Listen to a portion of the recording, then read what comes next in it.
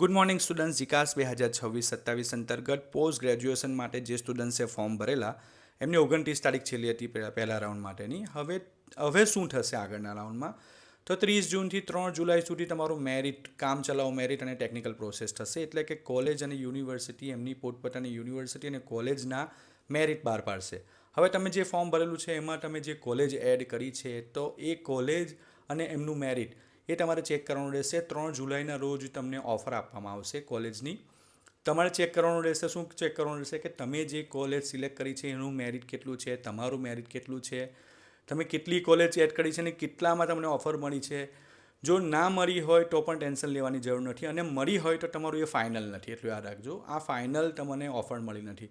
આ ખાલી ચેક કરવા માટે. આમાં જે કંઈ પણ વધારે સુધારા કરવાના હોય, કંઈ ભૂલ હોય, કંઈ સુધારા કરવાના હોય, કંઈ મેરિટમાં હોય કે કંઈ પણ હોય, એ તમને પહેલા રાઉન્ડની ફાઇનલ ઓફર આપતા પહેલાં ફોર્મ એડિટ કરવા આપશે.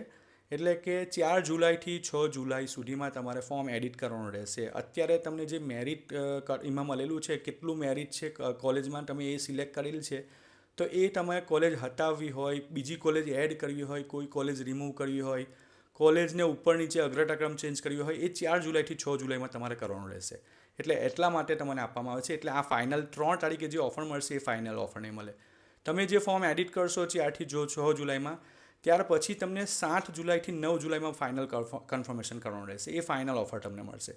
એટલે અત્યારે જે 3 તારીખે મળશે એ કામ ચલાવો મળશે. તમને ખાલી બતાવવા માટે આઈડિયા આવે, એટલે કે ભાઈ તમે જે કોલેજ એડ કરી છે અને તમારા મેરિટ પ્રમાણે અને કોલેજના મેરિટ પ્રમાણે તમને મળવાપાત્ર છે. જો ના મળવાપાત્ર હોય તો ચેન્જ કરો. આટલું બતાવવા માટે તમને ઓફર આપવામાં આવશે. પોસ્ટ ગ્રેજ્યુએશન રિલેટેડ હજુ પણ કંઈ ડાઉટ હોય, ના ખબર પડે તો મને કમેન્ટ કરજો. હું એના રિલેટેડ વિડીયો બનાવીશ એટલે તમને આઈડિયા આવી જશે. Thank you.